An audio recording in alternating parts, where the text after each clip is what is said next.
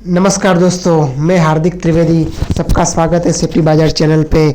अगर आप अपनी कंस्ट्रक्शन साइट पे या मैन्युफैक्चरिंग प्लांट में इमरजेंसी प्रोसीजर के बारे में जानना चाहते हैं, इमरजेंसी प्रोसीजर की ट्रेनिंग किस तरीके से देनी है, उसमें क्या क्या कंसीडर करना है, तो ये सारी चीज़ आप जानना चाहते हैं तो आप एक सही प्लेटफॉर्म पर आए हैं। आज की वीडियो में हम इमरजेंसी के बारे में डिस्कस करेंगे कि इमरजेंसी क्या है, कौन से प्रकार की इमरजेंसी रहती है और इमरजेंसी में हमको क्या क्या करना रहता है। तो ये पूरी जानकारी आज के वीडियो के प्रेजेंटेशन में हमको मिलेगी, तो वीडियो को पूरा एंड तक देखिएगा ताकि हमको इमरजेंसी के बारे में नॉलेज मिल पाए और हम अपने वर्क प्लेस के उसको सही तरीके से समझा सकें। तो चलिए वीडियो स्टार्ट करते हैं।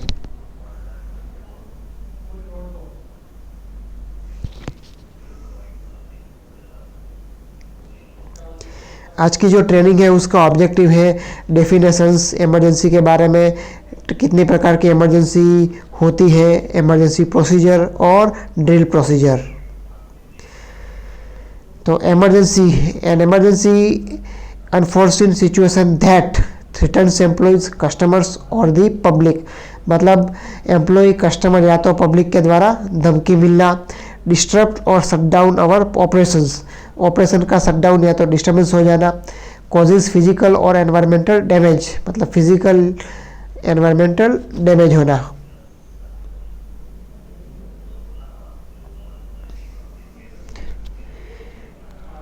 अभी इमरजेंसी हो जाए तो हमारे वर्क प्लेस को इवैक्यूएट करना पड़ता है, मतलब पूरा खाली करना पड़ता है। तो जब फायर है, explosion, floods, earthquake, hurricanes, tornadoes, radiological and biological accidents, civil disturbance या तो वर्क प्लेस वायलेंस, ऐसा कुछ होता है तो उन कंडीशन में, उन परिस्थितियों में हमको हमारे पूरे वर्क प्लेस को इवैक्यूएट, पूरा खाली करना पड़ता है।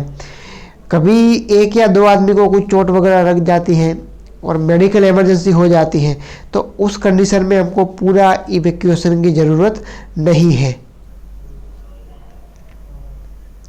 अभी हम देखते हैं कि टाइप्स ऑफ इमरजेंसीज, कितनी प्रकार की इमरजेंसी होती है। आग लग जाना, एक्सप्लोजन हो जाना, बाढ़ आ जाना, भूकंप आ जाना, चक्रवात या तूफान आ जाना, रेडियोलॉजिकल एंड बायोलॉजिकल एक्सीडेंट हो जाना, सिविल का कुछ डिस्टर्बेंस हो जाना, हमारे वर्क प्लेस पे कुछ वायलेंस हो जाना, मेडिकल इमरजेंसी। तो ये अलग अलग प्रकार की इमरजेंसी है। अभी हम देखते हैं कि हमको इमरजेंसी प्लान बनाने की ज़रूरत क्यों है। तो पहला है टू प्रिवेंट फैटालिटीज़ एंड इंजुरीज, मतलब कि हमको फैटालिटी और इंजरी को प्रिवेंट करने के लिए, रोकने के लिए इमरजेंसी प्लान बनाना ज़रूरी है। दूसरा, to reduce damage to building and contents, हमारे बिल्डिंग और कंटेंट्स को जो डैमेज होगा वो डैमेज को रिड्यूस करने के लिए। और तीसरा, to accelerate the resumption of normal operation, मतलब इमरजेंसी हो जाती है तब पूरा ऑपरेशन स्टॉप हो जाता है, तो जो ऑपरेशन स्टॉप हुआ है तो वो ऑपरेशन को वापस दोबारा चालू करने के लिए, तेज़ गति से चालू करने के लिए इमरजेंसी प्लान बनाना बहुत ही ज़रूरी है। अभी हम देखते हैं कि इमरजेंसी प्रोसीजर।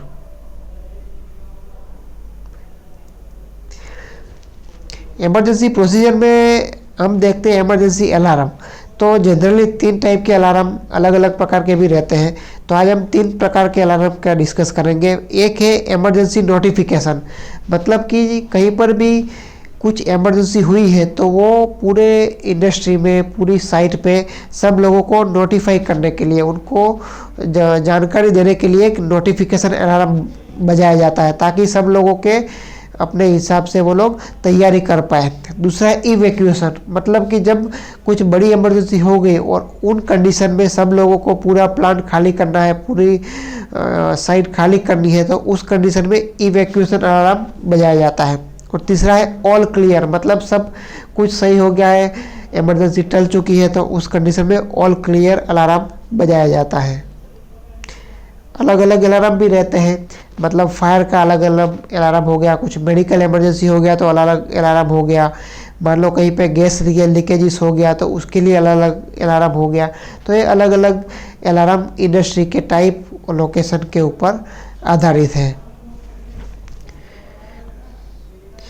अभी इमरजेंसी अलार्म कब हमको बजाना है, कब हमको एक्टिवेट करना है, तो उसकी प्रोसीजर है कि emergency notification can be done by anyone, मतलब इमरजेंसी नोटिफिकेशन जो नोटिफाई करने के लिए जो अलार्म बजाना है वो कोई किसी के भी द्वारा बजा सकता है।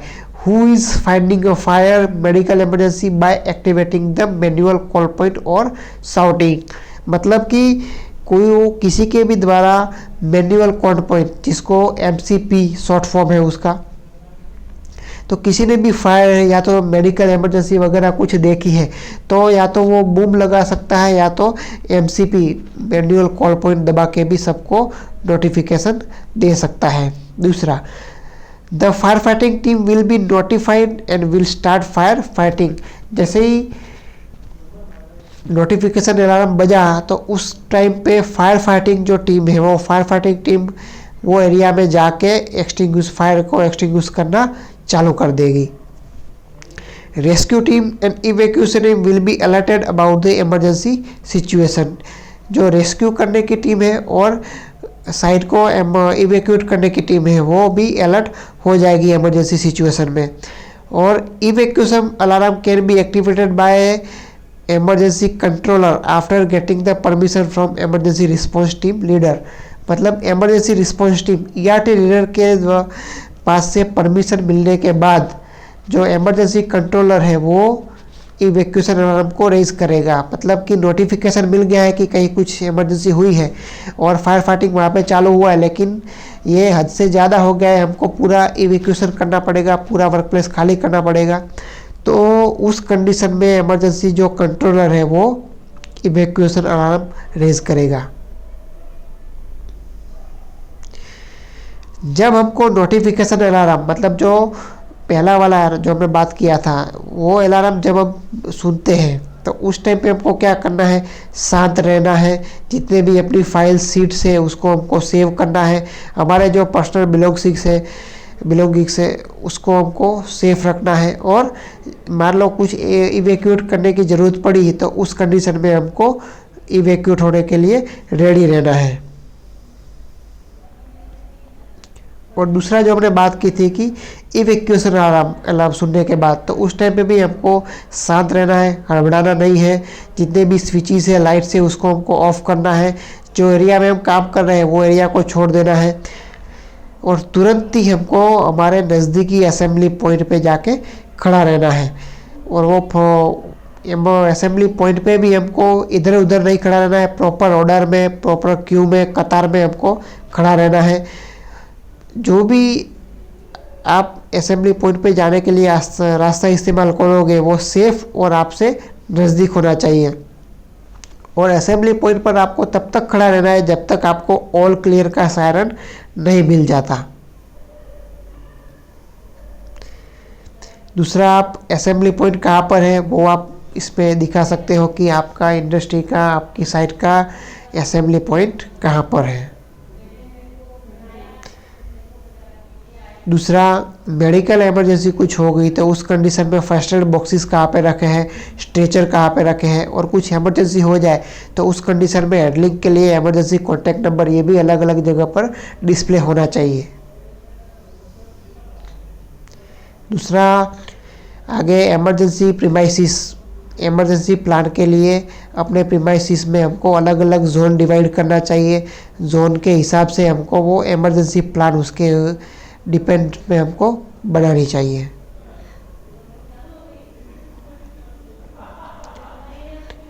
इमरजेंसी प्लान में जनरली इमरजेंसी टीम लीडर रहता है, इंसिडेंट कंट्रोलर रहता है, देन फायर टीम है, रेस्क्यू टीम है, इवैक्यूएशन टीम है, ऐसे अलग अलग प्रकार का टीम रह के पूरा इमरजेंसी प्लान बनता है।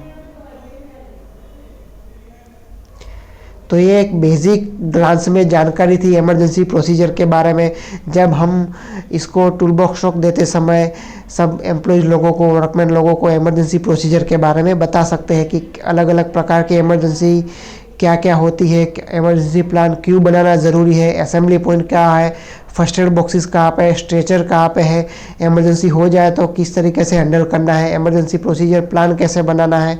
तो ये हम बेसिक जानकारी जो सबको ये पता होनी चाहिए जहाँ पर भी काम कर रहे हैं, तो ये बेसिक जानकारी हम ये प्रेजेंटेशन के द्वारा दे सकते हैं। इसके अलावा मैंने पूरी इमरजेंसी प्रोसीजर के ऊपर में पूरी सीरीज़ बनाई है, तो वो सीरीज़ को भी आप देख सकते हो। ये इमरजेंसी प्रोसीजर, उसमें भी मैंने पूरा डीपली उसके अंदर बताया है कि इमरजेंसी प्रोसीजर में क्या क्या कंसिडर करना है, क्यों बनाना है। तो वो टोटल 5 वीडियो की सीरीज़ है, तो वो भी आप देख सकते हो। और आपके कुछ क्वेश्चंस है इमरजेंसी प्रोसीजर के रिलेटेड, तो आप कमेंट बॉक्स में लिख सकते हो। तो थैंक यू सो मच ये वीडियो देखने के लिए। वीडियो आपको पसंद आया तो लाइक करना, शेयर करना, कमेंट करना और सेफ्टी बाजार चैनल को सब्सक्राइब करना। Let safety be the way of life. Thank you very much. जय हिंद, जय भारत, जय सुरक्षा।